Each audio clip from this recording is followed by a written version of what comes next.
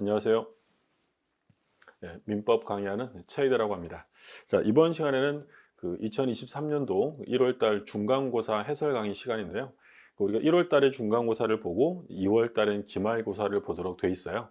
그래서 이제 출제되는 범위는 1월 달은 소유권 파트까지 출제가 됐고요. 기말고사는 계약법의 임대차까지 출제가 됩니다. 이건 진도에 맞춰서 보는 거라서 2월 달에 특별법 수업이 진행되는 경우는 없기 때문에 특별법 파트는 중간 기말고사에선 제외되고 아마 이제 3, 4월 달에 가면 특별법까지 전부 다 나올 것으로 생각이 됩니다. 자, 그럼 바로 이제 해설 강의를 하도록 하겠습니다.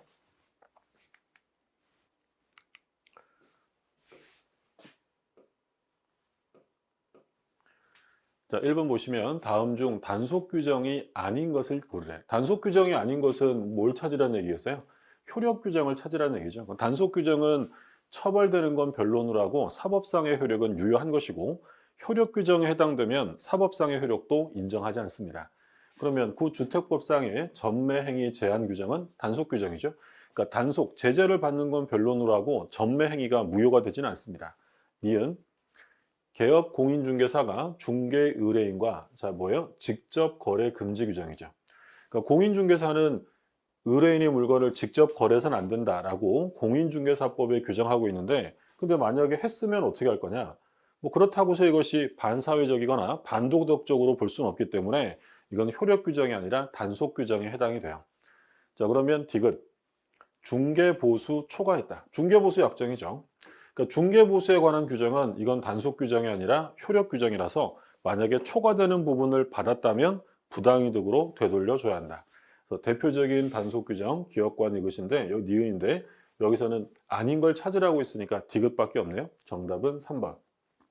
그러니까 대표적인 효력 규정은 이것 말고도 우리가 또 어떤 거 봤었냐면 공인중개사 자격증이 없는 사람이 중개업 반복적으로 중개하고 보수를 받기로 약정했다면 그것도 효력 규정 위반으로 무효가 된다라고 했던 거고요. 또는 허가구역에서 유상의 법률 행위할 때 허가를 받아야 한다든지 또는 명의신탁을 금지하는 부동산 실명법들은 대표적인 효력 규정에 해당이 되었습니다. 자, 그 다음에 2번. 갑이 자신의 부동산을 을에게 매도하고 대금을 받았으나 그 사실을 잘 아는 병이 갑의 배임행에 적극 가담하여. 어떤 단어가 눈에 들어와야 돼요? 가담했다. 그러면 적극 가담해서 이중매매를 했다면 이건 반사회적 무효가 되는 거죠. 그러니까 반사회적 행위에서 시험이 조금 어렵게 나오면 지금처럼 이중매매 사례 문제가 나오는데 그 이중매매 사례 문제는 기본적으로 머릿속에 항상 담고 계셔야 돼요. 잠깐 좀 보고 넘어가도록 하겠습니다. 자, 이중매매 반사회적인 경우. 그러니까 1매매가 있었다. 그럼 제1매수인들은 등기 청구권이라는 권리를 가지게 되죠.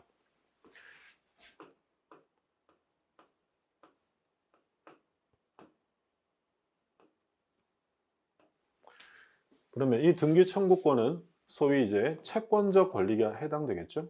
물권을 가지는 건 아니고 등기 청구권은 나에게 등기를 해달라고 요구할 수 있는 채권이에요.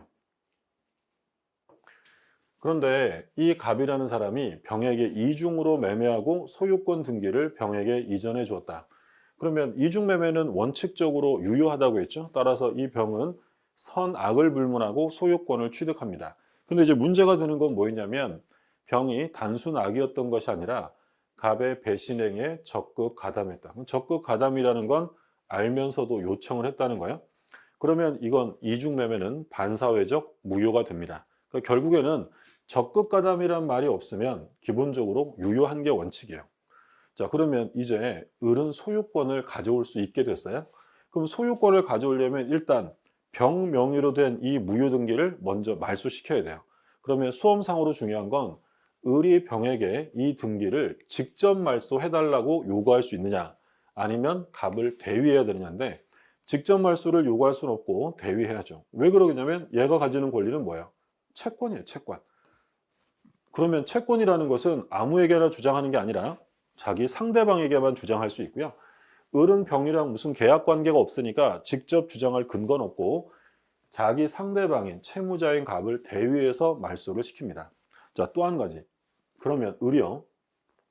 나는 등기 청구권이란 채권이 있는데 너희들의 이중매매는 나의 채권을 침해한 것이다 라고 하면서 채권자 취소권을 행사할 수 있느냐 문제였죠. 행사할 수 없습니다. 채권자 취소권은 뭐 우리 공식적인 시험 범위가 아니기 때문에 이유는 시험에 출제되지 않고요. 되냐 안 되냐만 묻는데 기본적으로 채권자 취소권은 금전 채권자가 행사하는 것이기 때문에 특정 채권인 등기 청구권을 가지고는 채권자 취소권을 행사할 수 없다. 그러니까 우리 시험 범위에서는 채권자 취소권이 2번 나와요. 2번. 물어볼 수 있는 게 출제된 게 이중매매에서는 뭐라고 꼬드겨도 채권자 취소권 안 된다고 했고요. 자, 그럼 어디 가서 한번 또 나온다고 했냐면 통장허위 표시. 통장허위 표시는 무효라 하더라도 채권자 취소권의 대상이 될 수 있다라고 했죠. 자, 그리고 이 갑과 병의 적극 가담한 이중매매를 무효인 것을 알고 추인하면 새로운 행위로 인정해 줄 수 있느냐? 안 되죠. 이거 이제 우리 무효 파트에서 중요하게 보는 거죠. 절대로 추인 대상이 될 수 없는 건 103조 반사회적 그리고 104조 불공정 행위 강행법 위반은 추인한다고 해서 유효가 될 수 없습니다. 물론 이제 을은 이 병이라는 사람이 적극 가담을 했다는 것은 을의 채권이 있다는 사실을 알고도 병이 침해한 거예요. 그러면 이건 제3자 채권 침해에 해당되어서 을이 병에게 뭘 청구할 수 있느냐? 불법행위, 손해배상을 청구하는 건 가능하죠. 근데 을이 직접 등기 말소해달라고 요구할 수는 없는 거예요. 불법행위는 계약관계와 상관없이 발생하는 거니까 얼마든지 할 수 있고요. 자, 그리고 병이 정한테 팔았어요. 그러면 우리 시험 정답 지문으로 제일 많이 나온 게 제3자 정이 소유권을 취득할 수 있느냐 문제인데 할 수 없죠. 반사회적 무효는 절대적 무효에 해당이 되고요. 따라서 이 정은 선이라 하더라도 권리를 취득할 수가 없다라는 거예요. 그래서 이중매매에서 일단 제일 중요한 요소들만 챙겨봤고요. 이 정도는 항상 기본적으로 좀 정리를 해두셔야 돼요. 그러면 이와 관련해서 이제 문제를 계속 보도록 할게요. 틀린 거 찾는 건데 1번 을은 갑과 병 사이 매매 계약이 돼 뭐가 나왔어요? 채권자 취소권 나왔네. 행사할 수 없습니다. 틀린 거 찾는 거니까 정답은 바로 1번이겠네요. 2번 병명의 등기는 갑이 추인한다 하더라도 유효가 될 수 없다. 아까 나왔던 무효행위 추인이 되는지를 묻는 거죠. 반사회적, 불공정, 강행규정 위반은 추인한다고 유효가 될 수 없고요. 3번 을은 갑을 대위에서 병에게 등기 말소를 청구할 수 있다. 뭐라고 써 있으면 틀린다고 했냐면 을이 병에게 직접 말소를 구할 수 있다라고 하면 틀리고요. 그 다음에 4번 병으로부터 부동산을 전득한 정, 제3자죠. 그럼 제3자가 선이면 소유권 취득할 수 있느냐? 할 수 없다라고 했고, 그 다음에 5번 만약 병의 대리인 A가 병을 대리하여 X 토지를 매수했다. 자, 그럼 적극 가담한 사람이 대리인이었다는 거죠. 그럼 대리인이 적극 가담했다면 이때는 병이 선이라 하더라도 소유권을 취득할 수 있느냐? 할 수 없다는 얘기죠. 그러니까 마저 보시면 여기서 5번 질문은 이 얘기죠. 병이라는 사람이 적극 가담을 했는데 나중에 봤더니 이 병이라는 사람이 본인이고 무라는 사람이 병의 대리인으로 가담했다. 그러니까 여기서는 이제 병이 적극 가담한 게 아니라 대리인이 적극 가담했을 때 어떻게 볼 거냐. 그럼 대리인이 적극 가담했다. 기준이 되는 사람은 누구라고 했냐면 대리인이죠. 그럼 본인이 몰랐다 하더라도 이건 반사회적 무효에 해당된다. 그러니까 본인 병은 소유권을 취득할 수가 없게 된다라는 얘기죠. 근데 뭐 103조와 관련해서는요. 물론 여기서 핵심은 기준이 되는 사람은 대리인이 기준이기 때문에 대리인이 가담하면 취득할 수 없는 건데 그런 거 필요 없이 그냥 어떤 말이 눈에 딱 들어오면 되는 거예요. 가담했다. 적극 가담했다. 이런 말 써 있으면 볼 것도 없이 그냥 반사회적 무효라고 생각하셔도 상관없습니다. 자, 이중매매 내용들을 정리해 봤고요. 그 다음에 3번 보죠.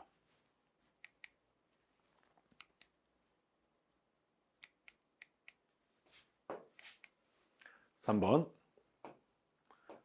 불공정 행위에서 틀린 것으로 묶은 것입니다. 틀린 것. 기억해 보시면 성립 요건으로 거래의 피해 당사자가 궁박해야 하며 그 밖에 그 거래가 피해자의 경솔 무경험을 이용하여 이루어졌어야 한다. 그러니까 기억은 지금 요건으로 갖춰야 되는 게 궁박 그리고 경솔 무경험인데 이 셋 중에 하나면 충분하다라고 했죠. 근데 지금 뭐라고 되어 있냐면 궁박해야 되고 그 밖에 경솔 무경험을 다 갖추라고 되어 있네요. 틀렸습니다. 셋 중에 하나면 되고요. 니은. 무경험이란 특정 거래 영역에서 요구되는 경험 부족을 의미한다. 틀렸네요? 여기서 무경험은 특정 거래 영역에서의 무경험을 의미하는 게 아니라 일반 생활 경험상의 무경험을 의미한다라고 했어요. 그러니까 특정 거래를 몇 번 했냐를 따지는 게 아니라 그 사람이 일반적인 거래 활동을 정상적으로 할 수 있느냐, 그걸 살펴야 한다고 했고, 그러면 기업과 니은이 틀린 거예요. 답은 그렇게 될 것이고, 그 다음에 디귿. 대리인을 통해 거래가 이루어진 경우에 경솔무경험은 대리인 기준이고요. 궁박은 본인 기준이다. 116조 1항에서 대리인을 통한 법률행위를 했으면 의사의 흠결이나 하자, 지, 부지 이런 건 다 누가 기준이냐면 대리인 기준이에요. 그래서 시험에 잘 나올 수밖에 없는 게 궁박이죠. 다른 건 다 대리인 기준인데 불공정 행위에서 궁박은 대리인이 아니라 본인 기준이다. 맞고요. 1. 증여계약과 같이 대가 없다. 불공정 행위인데 증여계약 나왔으면 적용 범위 묻는 거죠. 증여라는 건 일방적으로 주는 거니까 불공정 행위가 적용될 수 없습니다. 그럼 불공정 행위가 적용한다는 가장 대표적인 건 증여하고 경매. 경매는 법률행위가 아니잖아요. 이런 것들은 불공정 법률행위라는 말을 쓸 수가 없다라고 했어요. 그러면 틀린 지문이니까 기억과 니은 이 두 가지가 틀린 지문이 되겠고요. 그럼 답은 1번이 되겠네요. 그 다음에 4번. 비진이 표시에서 옳은 것입니다. 1번. 비진이 표시는 의사와 표시가 일치하지 않고 있기 때문에. 여기까지 맞죠? 원칙적으로 무효다. 틀렸어요? 자, 비진이 표시는 의사와 표시가 일치하지 않는다 하더라도 표시된 대로 유효한 것이 원칙이에요. 근데 언제 무효가 되느냐? 상대방이 진이 아님을 알았거나 알 수 있었으면 그때 무효가 되죠. 그럼 2번에 보시면 비진이가 유효가 되기 위해서는 상대방이 선이면 족하고 무과실까지 요구하는 것은 아니다. 틀렸죠? 알았거나 알 수 있었으면 무효가 되기 때문에 유효가 되기 위해서는 몰랐어야 되고요. 그 모름에 대한 과실이 없어야 돼요. 선의 그리고 무과실까지 갖춰야 유효가 되는 거죠. 3번. 상대방이 진이 아님을 알았거나 알 수 있었을 경우 비진이 표시는 무효로 되는데, 자, 언제 무효가 되느냐? 알았거나 악이. 알 수 있었다. 알 수 있었다는 건 몰랐다는 거야. 근데 왜 몰랐느냐? 부주의했기 때문에. 과실이 있다는 거야. 그러니까 악이거나 또는 과실이 있으면 무효다. 그럼 유효가 되려면 선의뿐만 아니라 뭐까지? 무과실까지 갖춰야 유효가 되는 거죠. 근데 입증 책임이 나오네요. 원칙이 유효입니다. 원칙이 유효고 예외가 알았거나 알 수 있었을 때 무효라고 했어요. 그러면 당연히 입증은 원칙 주장자가 하겠어요? 예외 주장자가 하는 거야. 예외 주장자, 무효를 주장하는 사람이 표의자가 상대방이 알았거나 알 수 있었다는 사실을 입증해야 돼요. 상대방이 아니라 표의자가 합니다. 표의자가. 자, 4번. 비진이가 무효로 되는 경우에 선의의 제3자에게 대항할 수 없는데 당사자의 포괄승계인도 제3자에 포함된다. 틀렸죠? 포괄승계는 제3자에 들어갈 수 없고요. 비진이, 통정, 착오, 사기강박, 소위 이 비통착사들은 공통적으로 선의의 제3자를 보호합니다. 그리고 이때 제3자는 보호되기 위해서는 선의이면 충분하고 무과실까지 갖출 필요는 없고요. 그리고 선의는 전부 추정되기 때문에 스스로 입증할 필요가 없다라고 했어요. 근데 제3자라는 건 일단 당사자랑 누구부터 빼고 시작해야 돼요? 포괄승계. 포괄승계 상속인이에요, 대표적으로. 그럼 상속받은 사람은 당사자 지위가 그대로 승계되는 꼴이 되기 때문에 새로운 이해관계인이라고 할 수 없다라고 했고요. 5번. 비진이가 무효로 되는 경우에 선의의 제3자에게는 대항할 수 없는데 이때 제3자의 선의는 추정된다. 그렇죠.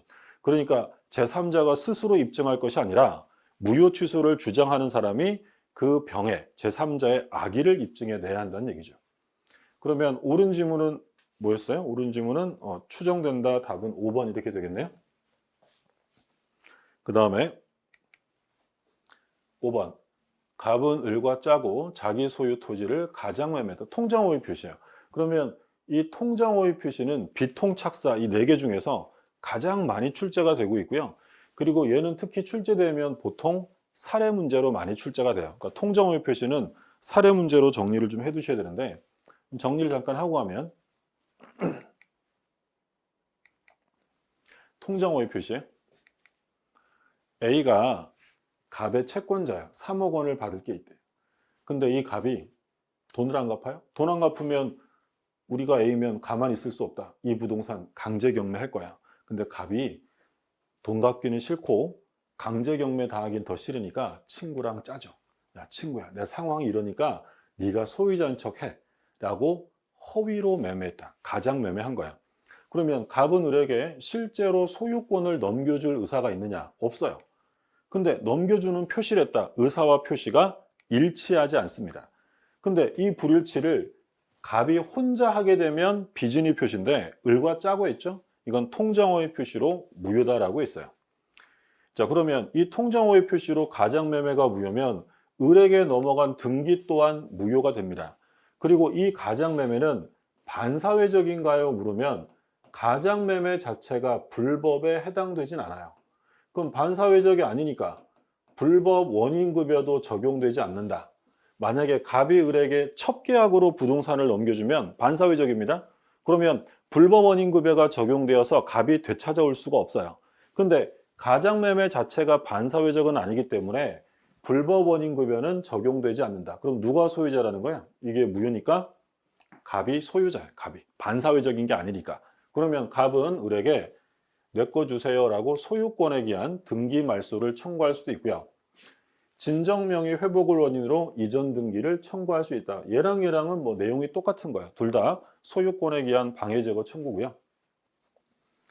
그러면 이 A라는 사람이 당신들의 가장매매는 나의 채권을 침해하는 것이야 라고 하면서 채권자 취소권을 행사할 수 있느냐? 할 수 있다라고 했어요. 아까 우리 시험에서 지금까지 시험에 나온 것 중에 채권자 취소권의 대상이 되느냐가 딱 두 군데서 나온다 그랬어요. 이중매매.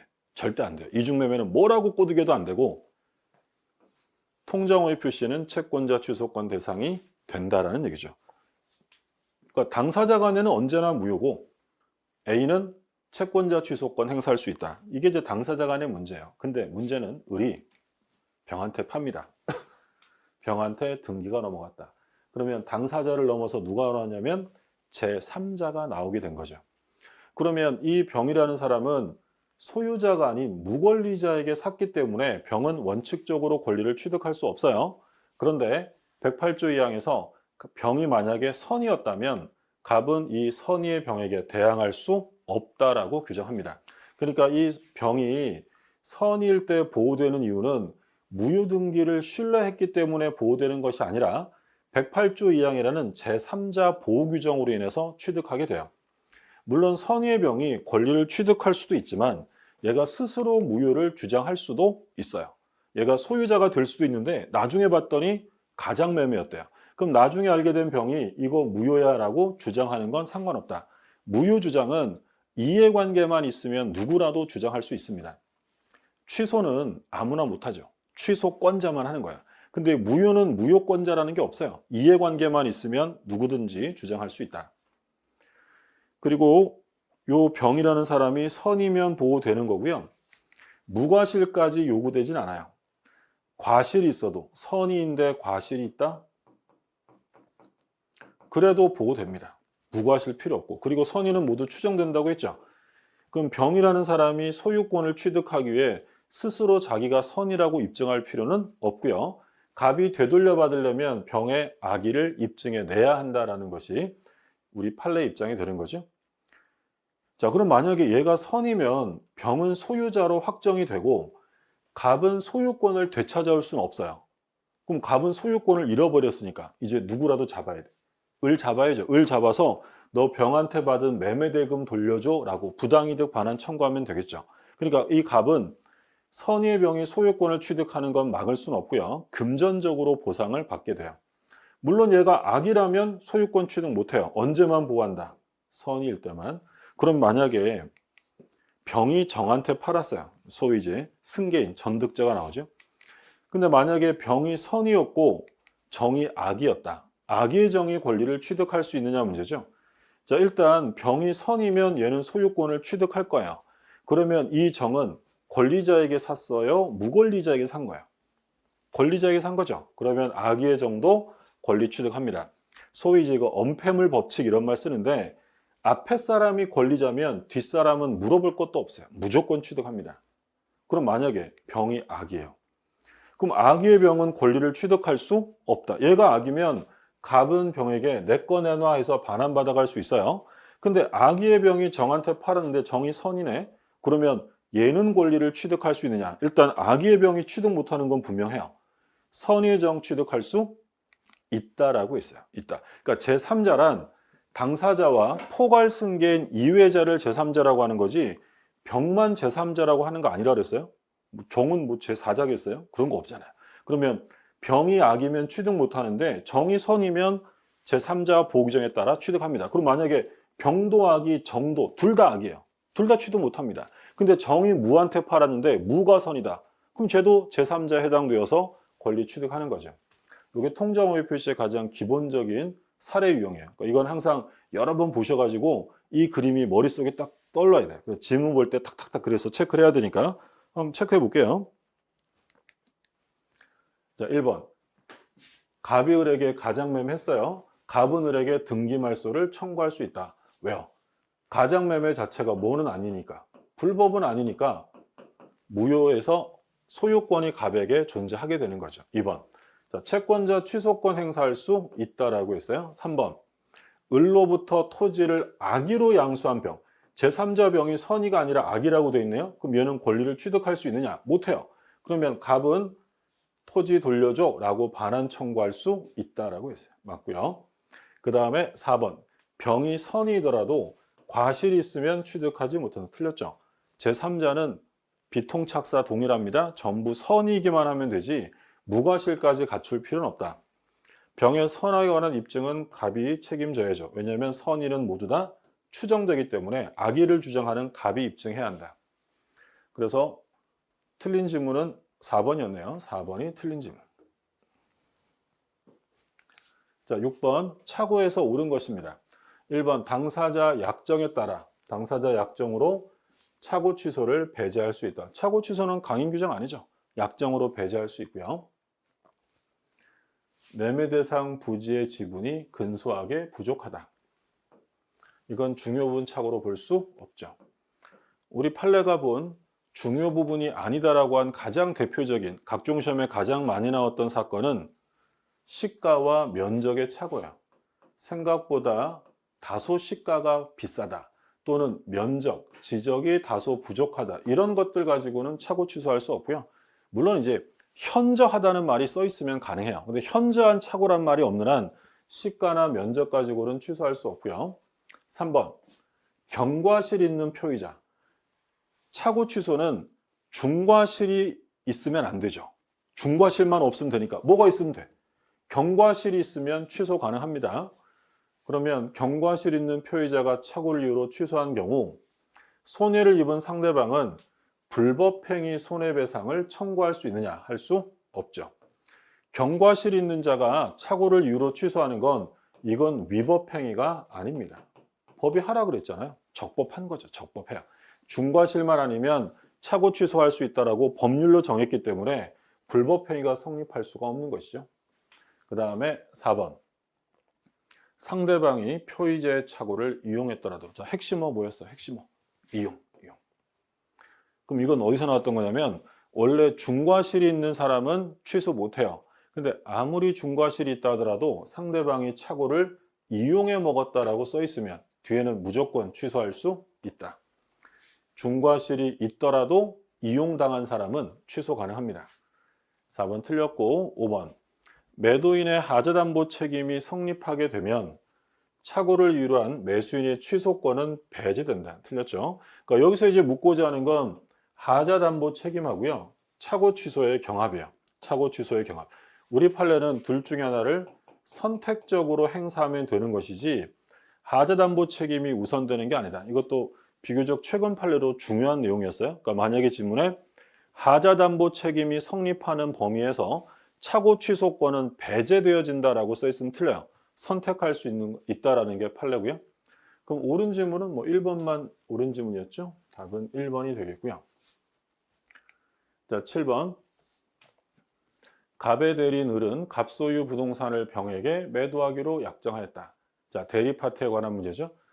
옳은 것을 찾는데 1번 을은 특별한 사정이 없으면 대리는 특별한 사정이 없으면 병으로부터 대금을 수령할 권한이 있죠. 1번 판례는 뭐 거의 빠지지 않고 출제가 되죠. 대리권의 범위 문제인데 매매계약 체결의 대리권이 있다. 그럼 매매계약이라는 건 재산권을 이전하고 대금을 받는 게 매매잖아요. 그러면 매매계약에 대리권이 있으면 대금 수령 권한이 있다라고 해야죠. 그리고 또 우리 판례 매매계약에 포괄적 대리권이 수여되었다라는 말 써 있으면 대금 지급기일을 연기해 줄 권한도 갖는다라고 했어요. 그리고 또 시험에 많이 나왔던 거 계약 체결에 계약 좀 해줘 라고 계약 체결의 대리권이 수여되었다. 그럼 체결된 계약을 해지하거나 취소할 수는 없죠. 반대되는 권한은 없다. 요거랑 요거는 뭐 계속 시험에 출제가 되는 거니까 잘 봐두시고요. 2번 을이 병의 기망, 상대방이 대리인을 기망했다는 거죠. 그럼 취소할 수 있겠네요. 대리인이 사기당한 거니까. 누가 취소하느냐?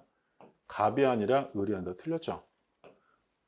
대리인이 법률행위라면 모든 효과는 누구한테 계속되냐면 본인에게 가요. 그럼 취소는 누가 하냐면 본인이 하는 거고요. 임의 대리는 원칙적으로 취소할 수 없고 취소하려면 별도 수권이 있어야 돼요. 그러니까 계약 체결의 대리권이 수여되었다고 해서 해지하거나 취소하거나 이런 건 할 수 없다고요. 이거 하려면 별도 수권이 있어야 한다는 거예요. 3번 위임장 제지 사건 나왔네요. 자, 위임장 현명 관련이죠. 대리인이 계약서에 자기 이름만 적었지만 본인이 써준 위임장을 상대방에게 제시했다는 거야. 현명이라는 것은 방식의 제한이 없기 때문에 상대방이 이 행위자가 대리인임을 인식할 수 있을 정도면 충분하다. 위임장을 제시했다면 대리행위가 인정되니까 갑에게 효과가 미친다라고 해야죠. 그렇죠? 틀렸고요. 4번 을이 매매계약을 체결하면서 갑을 위한 것임을 표시하지 않았다. 줄여서 뭘 안 했다? 현명을 안 했다는 거야. 자, 그럼 현명하지 않으면 누구 법률행위겠어요? 대리인 자기 법률행위를 한 것이죠. 자기를 위한 것으로 본다. 간주해버려, 간주. 단순 추정 규정이 아니고요. 아예 본다, 간주해버리겠다라고 돼 있어요. 그럼 4번은 법조문 그대로 옳은 지문이 되겠고요. 5번 만일 을이 미성년자다. 대리인이 미성년자에 상관이 있어요? 없어요? 없죠. 대리인은 행위능력자임을 요하지 않기 때문에 미성년자가 대리인으로 행위했다면 어느 누구도 취소할 수 없습니다. 매매계약을 취소할 수 없다라고 해야죠.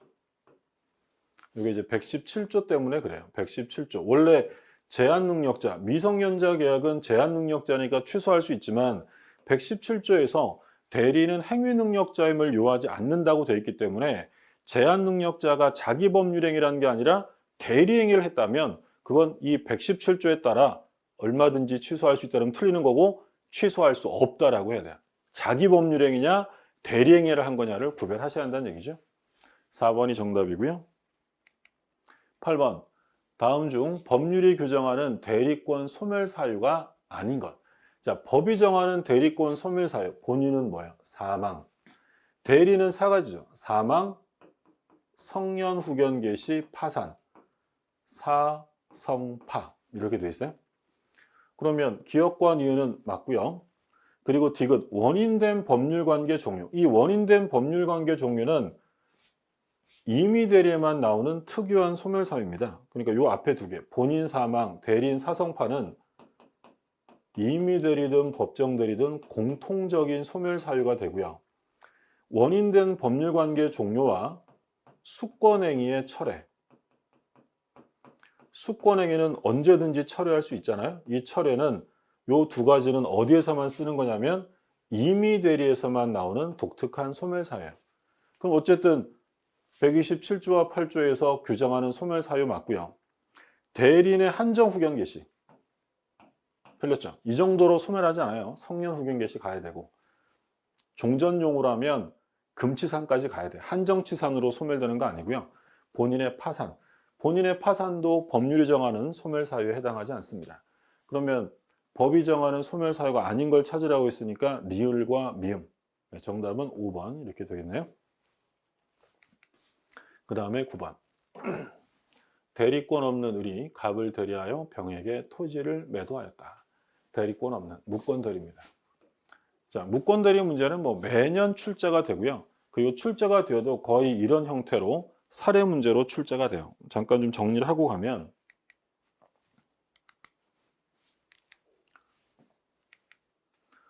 소위 이제 협의의 무권 대리예요. 대리권 없이 을이 부동산을 처분했대요.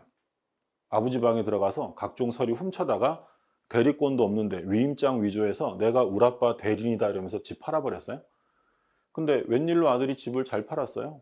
그러면 아버지가 아들의 행위는 괘씸한데 경제적 효과를 귀속받고 싶을 수 있어요. 그럼 뭐 하면 돼요? 추인. 추후에 인정하면 돼요.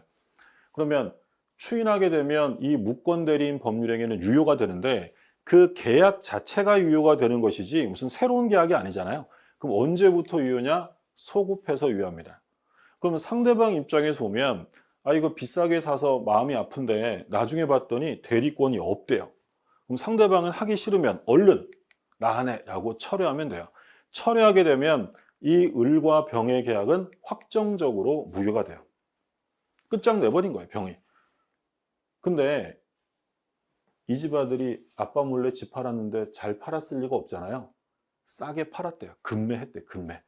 그럼 이 싸게 팔아버리면 이번엔 상대방에게 유리하게 됐는데 만약에 이게 표현 대리가 성립되었다라고 하면 병이 갑에게 책임지세요 하면 끝나요. 책임져야죠. 표현 대리니까. 근데 이건 표현 대리가 아니라 협의의 무권 대리니까 책임지세요라고는 못하고요. 어떻게 책임 좀 져주실래요? 라고 물어보는 거죠. 답변을 촉구하는 거야. 그러면 본인이 마음에 들면 내가 할게요 라고 할 수도 있고요. 마음에 안 들면 거절할 수 있어요. 거절하면 더 이상 본인에게 대하여 효력이 생길 수 없다. 확정 무효가 된다라는 얘기예요.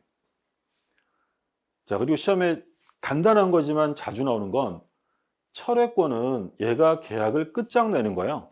그러면 이 끝장낼 수 있는 힘을 아무에게나 줄 리는 없죠. 선의자만 합니다. 선의자. 선의자만 하는 거고 최고권은 물어보는 거죠. 어떻게 하실 거예요? 라고 물어보는 거니까 물어보는 거야 뭐 안다고 물어도 못 봐요. 물어보는 건 선악불문이에요. 얘는 시험에 굉장히 많이 하니까 사례 문제에서 상대방이 선인 경우라고 시작이 되면 철회권도 행사할 수 있어요. 근데 만약에 상대방이 악인 경우, 대리권 있음 없음을 알고 있는 경우라고 시작되면 철회 너무 틀리고 뭐만 된다. 그때는 최고만 되고요. 근데 최고했는데 기간 내에 본인이 확답을 발송하지 않으면 발신주의입니다. 발하지 않으면 추인이 아니라 뭐라고요? 거절. 우리 시험 범위에서는 이것뿐만 아니라 최고했는데 아무 말도 안 했다. 전부 다 긍정적이 아니라 전부 다 부정적으로 규정되어 있다라고 생각하시면 돼요. 그러면 이 갑이 마음에 들면 추인을 할 텐데 보통은 이 병에게 할 텐데 을한테 해도 돼요. 얘한테 하는 게 보통일 텐데 을한테 해도 되고 그리고 병이 정한테 팔았다. 승계인에게 해도 돼요. 그러니까 추인의 상대방은 무권 대리인 상대방, 상대방 승계인 누구에게나 해도 상관없다. 그런데 이 병에게 추인하면 확실할 텐데 무권 대리인에게요. 집에서 아이고 우리 아들 잘했네 이렇게 추인합니다. 그럼 집에서 우리 아들 잘했네라고 추인하면 상대방이 알겠어요? 모르겠어요? 당연히 모르죠. 그러니까 상대방한테 대항할 수는 없어요. 무권 대리인에게 추인할 수 있는데 그걸로 상대방에게 대항할 수 없다. 왜요? 상대방이 모르니까. 그러면 언제부터 할 수 있느냐? 상대방이 그걸 알게 되면 그때는 대항할 수 있어요. 그러면 여기서는 뭘 확인하셔야 되냐면 얘가 얘한테 추인했다라고 써 있어요. 특히 사례 문제에서 갑이 을에게 추인했다라고 써 있으면 반드시 뭘 확인하셔야 되냐면 얘가 그 사실을 알았느냐 몰랐느냐를 보셔야 돼요. 만약에 얘가 그 사실을 몰랐어요. 그러면 추인은 효력이 없어요. 그럼 뭐 할 수 있다? 철회할 수 있는 거야. 만약에 얘한테 추인된 걸 상대방이 알게 되면 추인의 효력이 생겼기 때문에 더 이상 철회를 못하는 거지만 몰랐다면 추인은 아직 없는 것과 마찬가지예요. 그럼 뭐 할 수 있다? 추인하기 전에 먼저 철회할 수 있어요. 자, 그럼 이 추인은 단독행위죠? 단독행위. 그러니까 조건이나 기한 붙일 수 없고요. 그리고 이 추인은 온전하게, 의리한 법률행위를 온전하게 추인해야지 일부만 추인하거나 또는 변경을 가한 추인. 이 집 아들이 3억에 매매 계약을 했는데 아버지가 나중에 우리 아들의 매매 계약은 내가 5억에 추인하지 이랬어요. 이게 변경을 가한 추인이죠. 당연히 무효죠. 이게 유효면 막 올려서 할 거 아니에요? 근데 만약에 5억에 추인한다고 했더니 상대방이 전 5억도 괜찮아요 라고 동의해 줍니다. 그럼 무효화시킬 필요 없잖아요. 그러니까 상대방의 동의가 없었다면 무효고요. 자, 추인은 방식의 제한은 없어요. 명시적, 묵시적 다 분료식입니다. 다 가능하고요. 그리고 또 간단한 거지만 시험에 잘 나오는 게 이 집 아들 을이요. 아버지 집을 팔아먹었는데 아버지가 돌아가셨대요. 그래서 을이 상속을 받았다. 갑의 사망으로 무권 대리인이 단독으로 상속을 받았어요? 그러면 이 을이 입장을 바꾸는 거죠. 상황이 달라졌다. 내가 울아버지 지위, 본인 지위를 승계했으니까 울아버지가 가지던 거절권을 행사할 테니 이건 무효다. 그러니까 등기 말소하고 지료 물어내, 부당이득 청구할 수 있느냐? 할 수 없죠. 신의칙 위반이죠. 자기가 팔아먹고 상속받았다고 거절하고 이런 건 허용할 수 없다. 요게 이제 기본적인 협의의 무권대리 구조고, 그럼 만약에 본인이 추인해주면 좋은데 본인이 안 한대요. 거절해버렸다. 그러면 이제 병은 누구에게 책임을 물어야 되냐면 을에게 물어야 되고, 이걸 소위 우리가 135조의 책임이라고 불렀던 거야. 그러면 대리인, 너 대리인이라 그랬지? 증명해봐. 내가 없어 그러겠죠. 무권대리야. 그럼 당신이 한 거니까 당신이 계약을 이행하거나 또는 손해배상하세요라고 물을 거야. 시험에 잘 나왔던 건 요 이행과 손해배상 중에 요거 하나를 선택하는데, 선택은 무권 대리인이 하는 게 아니라 누가 합니까? 상대방이 선택하는 거예요. 그리고 이 책임을 지게 되는 무권 대리인은 반드시 행위 능력이 있어야 합니다. 만약에 무권 대리인이 미성년자다라고 써 있으면 얘한테는 책임 물을 수 없어요.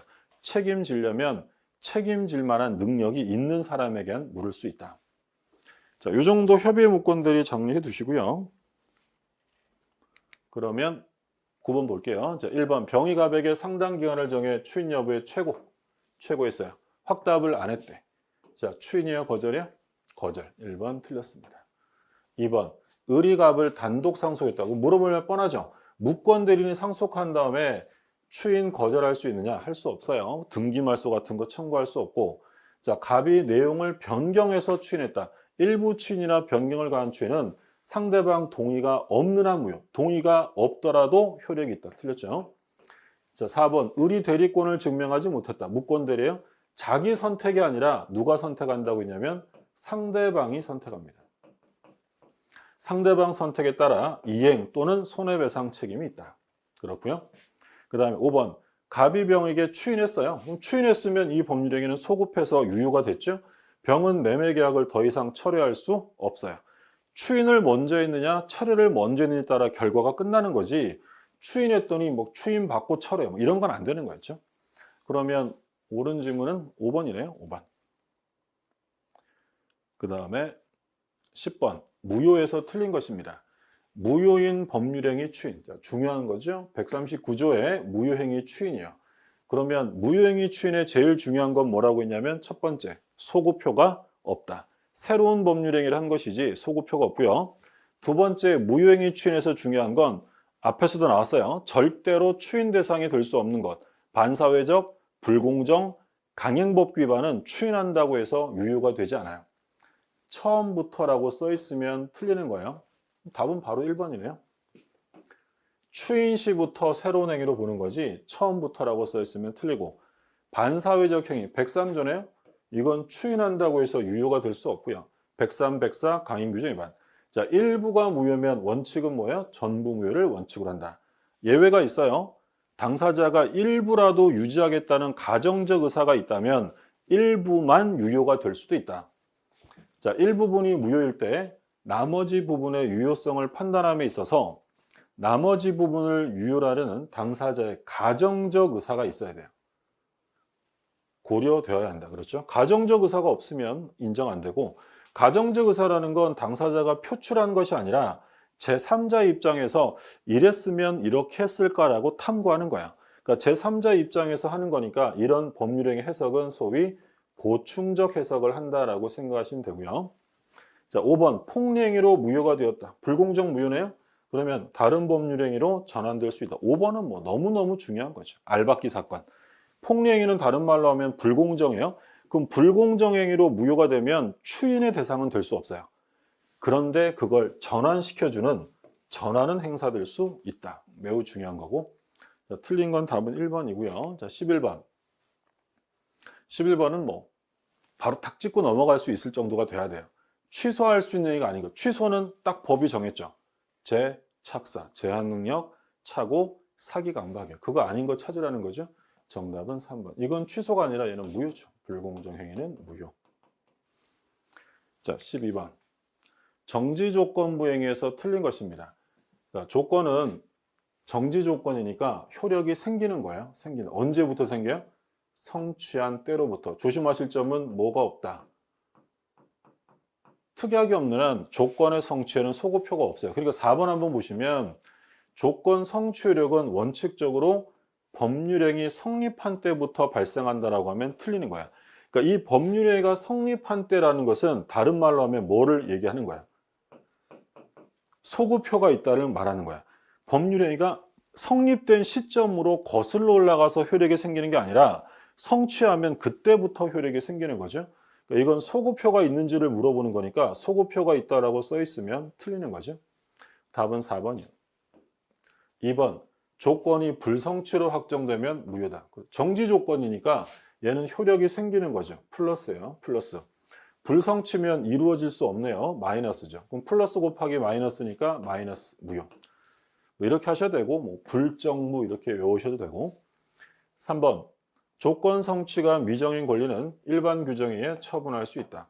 그러니까 아직 확정되지 않았어도요. 조건부 권리도 일반 규정에 따라서 처분, 상속, 보존, 담보로 할 수 있다라고 법률로 정합니다. 그래서 틀리게 나오면 조건부 권리는 확정된 이후에야 처분할 수 있다라고 틀려요. 확정되기 전에도 할 수 있고. 자, 5번. 권리를 취득하려는 자가 조건 성취를 증명해야 합니다. 맞는 거죠? 그러니까 입증 책임은 예를 들어 이게 조건이 있다. 정지 조건이 있는지 없는지는 효과 발생을 다투려는 자가 입증을 해야 돼요. 다투려는 사람이 이거 그냥 주는 거 아니다. 이거 조건이 있는 거다라고 입증을 해야 돼요. 그러면 다투는 사람이 이거 그냥 주는 거 아니라 조건이 있는 거야 라고 입증하면 권리를 취득하려는 사람, 받고 싶은 사람은 내가 그 조건을 성취시켰다라고 입증을 해야 된다. 입증 책임이 하나씩 있는 거야. 다툴 사람은 조건이 있었다. 조건의 존재 사실을 입증하는 거고 권리를 취득하려는 사람은 자기가 조건을 성취했다라는 사실을 입증해야 한다는 게 판례죠. 정답은 4번이고요. 그 다음에 13번. 물권에 관한 설명으로 옳은 것입니다. 타인 토지에 권한 없이 무단으로 신축한 건물. 누구 거야? 토지 소유자에게 귀속하는 게 아니죠. 건물은 언제나 독립된 정착물이기 때문에 권한이 있는 자가 신축을 하든 없는 자가 신축을 하든 무조건 신축자가 원시 취득합니다. 나무랑 다르죠. 수목의 경우에는 권한 없이 나무를 심으면 토지에 부합이 돼요. 근데 농작물하고 건물은 권한이 없어도 그 재배하거나 신축한 자가 소유하게 됩니다. 1번 틀렸고요. 2번. 건물 일부에 전세권 설정할 수도. 2번 맞죠. 원래 물권은요. 물건의 일부에는 성립할 수 없어요. 소위 일물일권주의 위반이에요. 근데 예외적으로 일부에 성립할 수 있는 물권, 대표적으로 뭐 있어요? 용익물권. 지상권, 지역권, 전세권은 빌려 쓰는 거잖아요. 그럼 빌려 쓸 때는 반드시 전체를 빌려 써야 되는 건 아니고요. 일부만 빌려 써도 된다. 3번. 근데 빌려 쓰는 건 일부에 돼도 일부의 저당권을 설정할 수는 없죠. 방 한 칸에요. 집에 있는 방 한 칸에 전세권을 설정해 줄 수 있어요. 빌려줄 수 있잖아요. 근데 은행에 돈 빌리러 가서 내 방 한 칸만 저당 잡히겠다. 이 있을 수 없는 거야. 일부의 전세권 설정은 돼도 일부의 저당권 설정은 안 됩니다. 지상권은 본권이 아니다. 틀렸네요. 지상권은 본권에 해당이 되죠. 그러니까 우리 물권은 크게 나오면 점유권과 본권이 있어요. 점유권은 정당성의 문제가 아니라 사실상 지배만 하면 인정하는 거고, 본권은 정당성이죠. 그러면 이 본권은 소유권과 제한물권이 있고요. 제한물권은 용익물권과 담보물권이 다 들어갑니다. 4번 틀렸고, 5번. 등기된 수목은 토지와 별개로 저당권의 목적이 될 수 있죠. 그러니까 등기부가 있잖아요.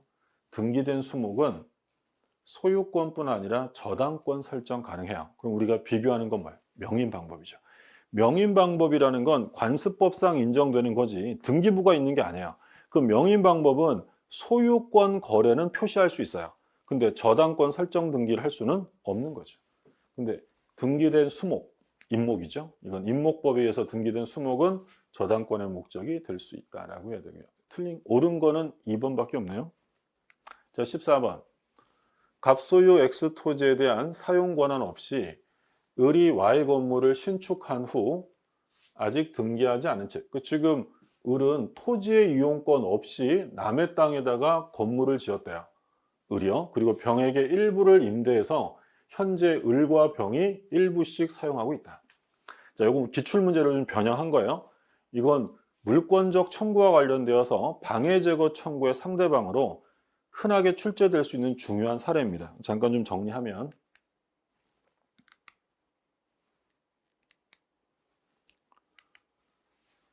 자, 이 얘기요. 토지 소유자가 있어요. 갑이 땅 주인인데 을이라는 애가 아무런 권한 없이 건물을 지은 거야. 자, 그러면 누가 건물 소유자라 그랬어요? 땅 주인이, 즉 건물은 절대로 토지에 부합하지 않아요. 건물 신축자가 소유자예요. 근데 문제는 건물의 소유자가 맞긴 한데 토지에 대한 이용권이 없잖아요. 그러면 땅 주인은 을에게 그거 철거하세요. 철거 및 대지인도를 청구할 수 있어요. 근데 조심하실 점은 나가세요. 나가세요. 라고 할 수는 없는 거예요. 철거 청구. 왜 나가라고 할 수 없냐면 지금 현재 건물 소유자는 을이란 말이에요. 소유자에게 나가라고 하고 이 건물은 그대로 두고 내가 쓰고 이런 건 안 되는 거야. 철거하세요라고 요구해야지 퇴거는 안 돼요. 그러면 을이요, 이 건물을 철거합니다. 그럼 건물을 철거한다는 건 단순한 건물의 이용 관리 행위가 아니고요. 건물을 철거한다는 건 건물의 처분 행위입니다. 그럼 우리가 앞에서 공부했던 것처럼 처분 행위는 아무나 못합니다. 반드시 처분권이 있는 사람만 할 수 있어요. 소유자는 건물에 처분권이 있기 때문에 얘한테 철거하세요라고 요구하는 거야. 근데 을이 병한테 임대차를 줍니다. 그러면 임차인이 사용하고 있다. 그러면 땅 주인이 임차인에게 그 건물 철거하세요 할 수 있다 없다? 없죠. 왜 없냐면 임차인은 철거할 권한이 있는 자가 아닙니다. 처분권이 없으니까. 그럼 철거는 누구한테 해라? 을에게 하라고요. 소유자에게. 근데 이 건물 철거하려면 얘부터 어떻게 해야 돼요? 내보내야 될 거 아니에요. 그러면 이 병에게 철거 청구는 할 수 없지만 나가세요라고 퇴거를 요구할 수는 있어요. 간단한 거죠. 상황만 좀 비교해서 보시고. 근데 만약에 임차인이 대항력을 갖췄대요. 그러면 갑이 병한테 나가주세요 그랬더니 병이 나 대항력 있어. 나 못 나가. 라고 이 토지 소유자에게 대항할 수 있느냐? 대항할 수 없어요. 아무리 대항력을 갖췄다 하더라도 얘는 건물에 갖춘 거고요. 건물 자체가 철거되어야 한다면 토지 소유자에게 대항할 수가 없다라는 게 판례예요. 자, 여기 이제 가장 기본적인 형태, 그리고 이제 하나 더 나오는 그림이 이번에는 똑같아요. 무단으로 지은 걸 을이 병한테 팔았어요. 근데 이 병이 인도받아서 쓰긴 하는데 아직 등기는 안 했대. 그럼 병은 뭐라고 불러요? 미등기 매수인 또는 미등기 양수인이요. 그러면 아직 병에게 소유권이 이전되진 않았어요? 뭘 안 했으니까? 등기 안 했으니까. 그러면 이 갑이 소유자 을이 아닌 병에게 철거하세요라고 요구할 수 있느냐? 자, 철거는 누가 한다고 했냐면 처분권이 있어야 돼요. 그러면 돈 내고 산 미등기 매수인은 처분권이 있을까요? 없을까요? 돈 내고 샀으면. 있죠. 우리 판례는 미등기 양수인도 사실상 법률상 처분 권한이 있다라고 봐요. 그러면 얘는 사실상 법률상 처분권이 있기 때문에 갑이 병에게 철거해 주세요라고 할 수 있고요. 이건 특히 사례 문제로 많이 나와요. 그러니까 미등기 매수인에게도 철거 청구할 수 있습니다. 자, 문제 한번 볼게요. 그럼 건물 소유자는 을이에요. 을. 그리고 병은 임차인이죠. 1번 소유자 을을 상대로 철거 청구할 수 있죠. 풀렸고 2번 병 임차인입니다. 그 임차인 상대로는 뭘 요구해야 돼요? 퇴거를 요구할 수 있다. 2번은 맞네요.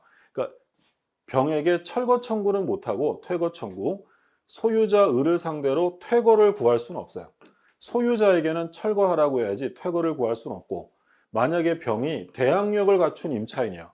그러면 갑이 나가달라고 하면 싫어, 나 대항력 있어 라고 항변할 수 있느냐? 못해요. 아무리 대항력이 있다 하더라도 토지용권이 없는 건물에 갖춘 것이기 때문에 철거해야 되고요. 자, 5번 을이 Y 건물을 정에게 미등기인 상태로 인도해 줬대요. 그럼 정을 우리 뭐라고 불렀죠? 미등기 매수인. 그럼 미등기 매수인은 소유자는 아니지만 사실상 법률상 처분권이 있죠. 그러면 Y 건물의 철거를 구할 수 있다 없다? 할 수 있다라고 해야죠. 자, 옳은 지문은 2번만 옳은 지문이 되겠고요. 자, 15번. 등기 없이 취득할 수 있는 경우가 아닌 것은, 바꿔서 얘기하면 등기해야 되는 걸 찾으래요. 뭐 간단한 문제죠. 해설이 별로 필요 없는. 법률 규정에 의한 것은 등기할 필요 없다. 분묘기지권은 관습법상 인정하는 거고 법정지상권, 상속, 경매 다 등기 필요 없고요. 자, 취득시효는 법률 규정에 의한 변동이지만 예외예요. 245조 1항에서 등기하도록 규정하고 있기 때문에 죄송합니다.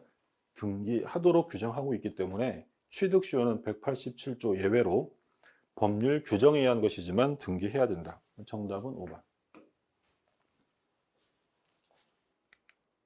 자, 16번입니다. 갑은 자기 소유 X 건물을 을에게 매도하고 점유를 이전했으나 소유권 이전 등기를 격려하진 않았다. 그러니까 을이 돈 내고 샀는데 등기 안 했다는 거죠. 이게 뭐라고 불렀어요? 미등기 매수인이에요.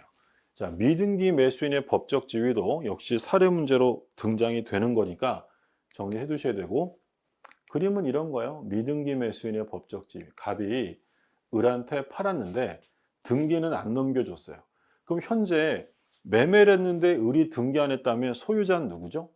갑이죠, 갑. 을은 아직 소유자가 된 적이 없어요. 그러면 갑이 자기가 소유자라고 해서 을한테 소유권에 기해서 내 거 돌려줘 라고 소유권에 기한 반환 청구나 또는 지료 사용한 거 지료에 대한 부당이득 청구할 수 있느냐? 할 수 없죠. 둘 다 안 돼요.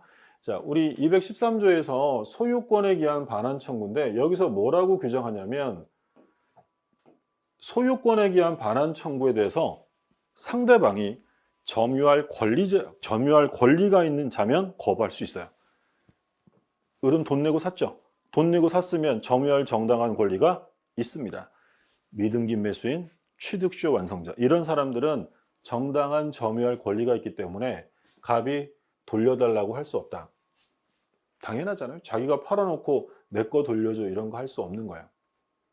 자, 근데 소유권은 아직 을에게 넘어온 건 아니죠. 그러면 B라는 사람이 X 부동산을 침해하고 있대요. 그러면 이 미등기 매수인이 직접 소유권에 기해서 방해 제거, 물권적 청구할 수 있느냐? 돼야 안 돼요? 안 되죠. 왜 안 되겠어요? 을은 아직 소유자가 아니에요. 직접 할 수 없다는 거예요. 그럼 아직은 누가 소유자냐? 갑이죠. 그럼 을이 소유권에 기한 물권적 청구를 행사하려면 직접은 할 수 없고 갑을 대위해야 돼, 대위.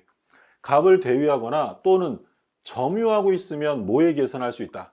점유권에 기해서는 물권적 청구를 행사할 수 있지 직접 소유권에 기해서는 할 수 없다는 거야.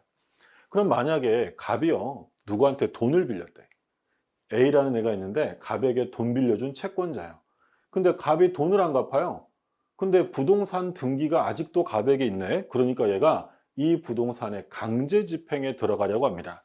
그러면 이 미등기 매수인들이 안 돼요. 그거 제 거니까 그거 강제 집행하시면 안 돼요. 라고 이의 제기할 수 있느냐? 우리 판례는 미등기 매수인이 이 집행에 대해서 제3자 이의소를 제기할 수 없다라고 합니다. 왜요? 누구 거니까? 갑거니까 갑의 채권자가 집행하는 걸 소유자가 아닌 미등기 매수인이 저지할 수 없다는 거예요. 또 우리가 이제 계약법에 가면 공부를 좀 하실 텐데요. 계약법에서 이 매매 목적물로부터 과실을 누가 취득하느냐인데요. 매수인이 인도를 받았다. 인도 받았죠. 그러면 무조건 과실은 매수인 취득이에요. 두 번째, 인도를 안 받았어도 대금을 이미 다 냈다. 인도를 받았거나 대금을 냈거나 둘 중에 한 가지만 갖추면 과실은 매수인이 취득합니다.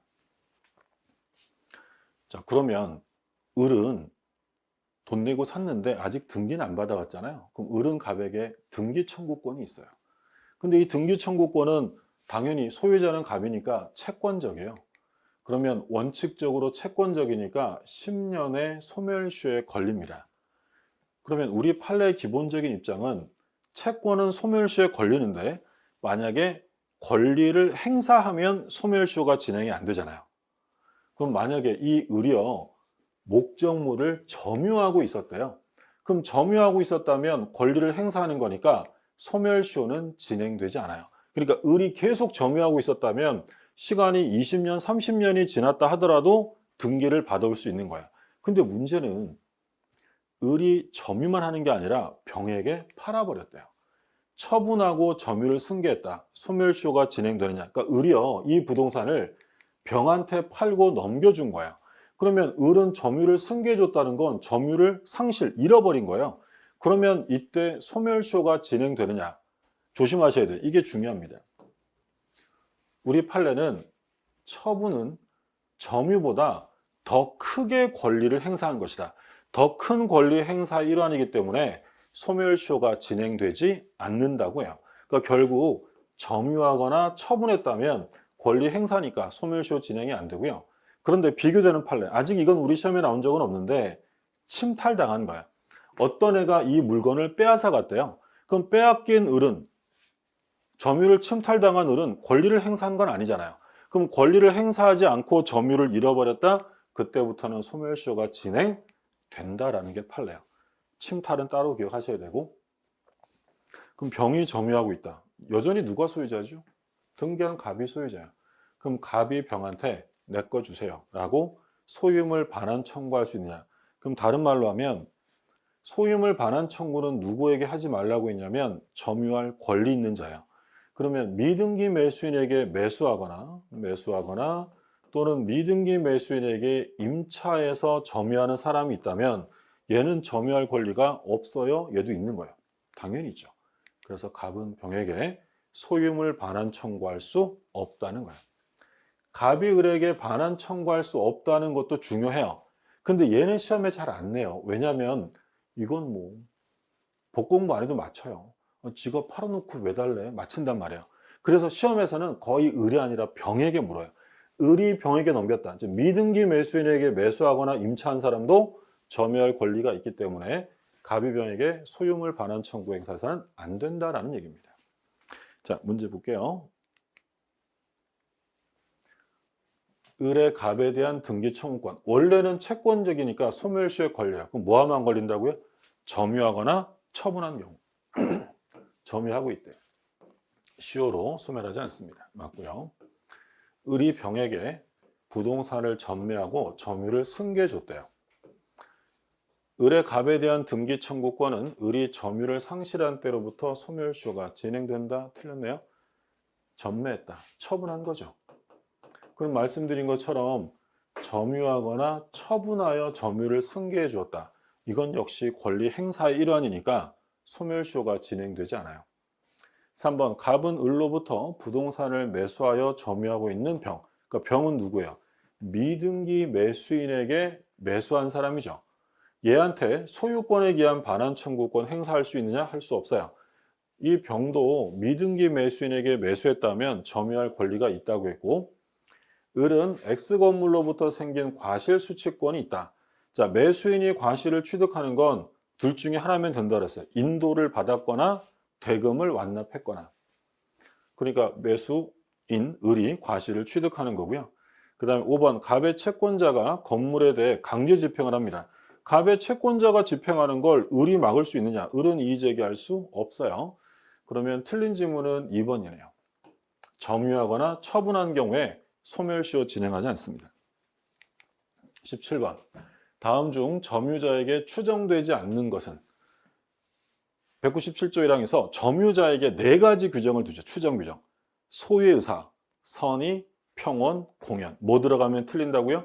무과실 들어가면 틀리죠. 정답은 5번. 그래서 무과실은 추정되지 않기 때문에 무과실을 주장하는 사람이 스스로 입증을 해야 돼요. 정답은 5번이 되겠고요. 자, 18번. 점유자와 회복자에서 옳은 겁니다. 1번. 선의의 점유자는 점유물의 과실을 취득하면 회복자에 대해서 일체 필요비 상환을 청구하지 못한다. 일체란 말이 틀렸네요. 뭐라고 해야 돼요? 통상 필요비를 청구하지 못한다라고 했어야 되고요. 필요비는 통상 필요비와 특별 필요비가 있잖아요. 특별 필요비는 청구할 수 있어요. 청구할 수 없는 건 통상의 유지비는 청구할 수 없다. 과실 취득했으면 그걸로 퉁치는 거죠. 2번. 점유물이 점유자의 책임 있는 사유로 멸실되었다. 누구 잘못이에요? 점유자의 책임. 그러면 점유자가 책임을 져야죠. 책임 없는 사유로 멸실되면 손해배상이란 말이 나올 수 없는 거고, 점유자의 책임 있는 사유가 있으면 손해배상해야 되는데 전부 배상이냐 현존이익 배상이냐. 자, 시험에 많이 나오죠. 현존이익 배상이 인정되는 사람은 선이면서 자주까지. 소유의사가 없네요. 그럼 자주가 아니라 타주다. 그러면 선의하게 따질 필요도 없고요. 얼만큼 배상? 전부 배상. 현존이익 배상은 선의면서 자주해야 한다. 3번. 필요비, 비용이죠. 비용은 악의 점유자에게도 인정되죠. 필요비, 유익비와 같은 이 비용은 선악 불문 인정합니다. 4번. 필요비 상환 청구에 대해 회복자는 법원에 상환기간 허여를 청구할 수 없다. 4번 맞네요. 필요비는 상환기간 허여 안 돼요. 상환기간 허여되는 건 뭐는 되고요? 유익비. 유익비는 상환기간 허여가 돼요. 그러면 이제 법원이 상환기간을 허여해주면 유치권 행사 못한다. 항상 따라 나오잖아요. 근데 필요비는 그런 게 나올 수 없어요. 필요비는 상환기간 허여 자체가 안 됩니다. 5번. 필요비 상환 청구권은 비용을 제출할 때 즉시 이행기가 되면 틀렸죠. 점유자 회복자의 비용 상환 청구권은 필요비 즉시 유익비 종료시 이러면 틀려요. 이건 임대차에서 쓰는 말이고, 이건 언제 하냐면 목적물의 반환 청구를 받았거나 반환한 때. 그러니까 진짜 소유자가 이 점유자에게 제 거 주세요 라고 반환 청구하면 그때 비용 주세요 라고 청구하는 거지, 필요비 즉시 이러면 안 되는 거죠. 틀렸습니다.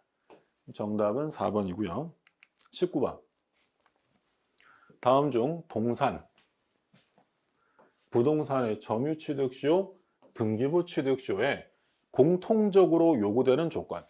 자, 그러면 공통적으로 요구되는 건 3가지입니다. 자주점유, 소유의사, 그리고 평온공연이에요. 소유의사, 평온공연. 그거 찾으면 되죠. 소유의사, 평온공연. 기역, 디귿, 리을입니다. 다음은 3번이고요. 등기부 취득시효에는 이 공통요건 이외에 등기가 돼 있어야 되며 선의 무과실이 추가돼요. 선의 무과실로 점유하라 이렇게 돼 있잖아요. 10년을. 점유취득시효는 선의 무과실이 요건이 아닙니다. 동산의 경우에도 일반 취득시효, 소유의 의사, 평온공연. 동산은 일단 몇 년이에요? 10년. 10년. 근데 여기에 만약에 선의 무과실이 추가되면 5년으로 단축되죠. 단기 취득시효예요. 근데 이거 전부 싹 다 공통적으로 3가지는 들어가야 돼요. 소유의사, 평온공연 이렇게 되고. 자, 그 다음에 20번 공유에서 틀린 거예요. 공유자는 다른 공유자의 동의 없이 공유물을 처분하지 못한다. 그렇죠. 공유물을 처분하거나 변경할 때는 전원 동의가 있어야 돼요. 공유 지분은 자유롭게 처분하지만 공유물의 처분 변경은 전원 동의 있어야 되고요. 자, 분할금지 특약할 수 있어요. 갱신할 수 있다. 분할금지 약정은 5년 내로 할 수 있고 갱신할 때도 5년 단위로 갱신 가능합니다. 분할금지 약정은 등기하면 제3자에게 대항할 수 있고요. 공유물의 관리행위는 공유자 인원의 과반수로서 결정한다. 틀렸나요? 공유자 인원의 과반수가 아니라 공유자 지분의 과반수예요. 인원이 몇 명이냐는 중요하지 않아요. 공유자가 10명이라 하더라도 그 중에 한 사람이 과반수 지분권자면 단독으로 관리 행위를 결정할 수 있다.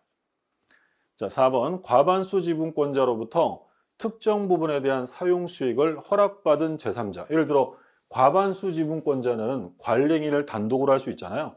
그럼 얘가 제3자에게 임대차 해도 되죠. 임대차 해줘도 돼요. 그러면 이 제3자는 무권리자한테 빌린 게 아니라 권리 있는 사람에게 빌린 거야.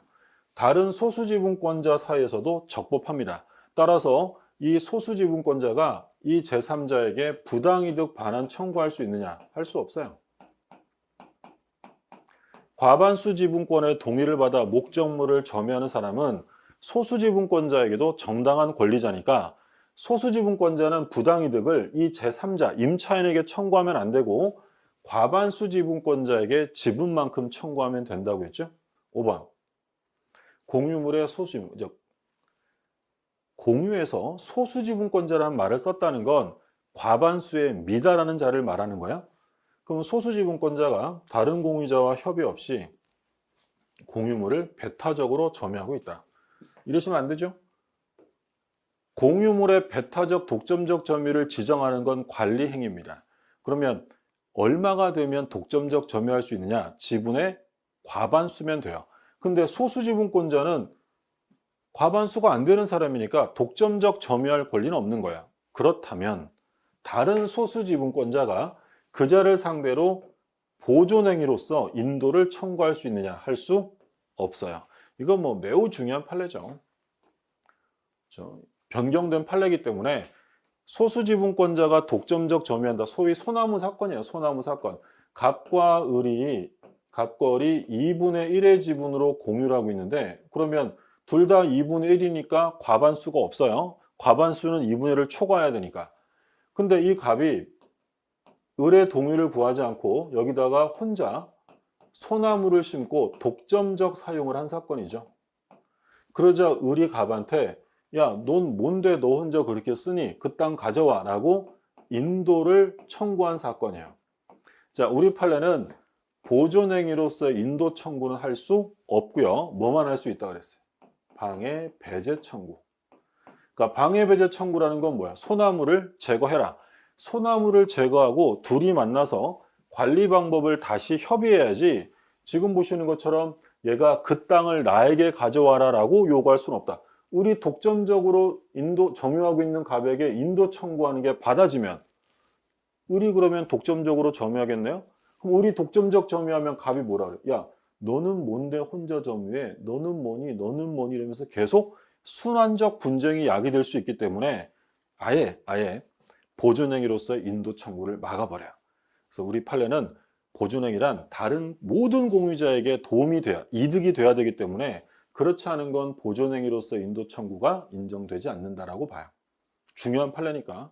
그래서 결론, 인도 청구는 안 되고 방해, 배제 청구만 된다. 물론 부당이득 청구할 수 있죠. 혼자 썼으니까. 그러면 틀린 질문은 3번이 되겠네요. 자, 이렇게 해서 중간고사 20문제를 해설을 한번 해봤고요. 다시 이제 틀린 문제를 다시 한번 확인해 두시고 뭐 의문사항이 있으면 질문 등을 통해서 꼭 해결하시기 바랍니다. 네, 여러분 고생 많으셨습니다. 감사합니다.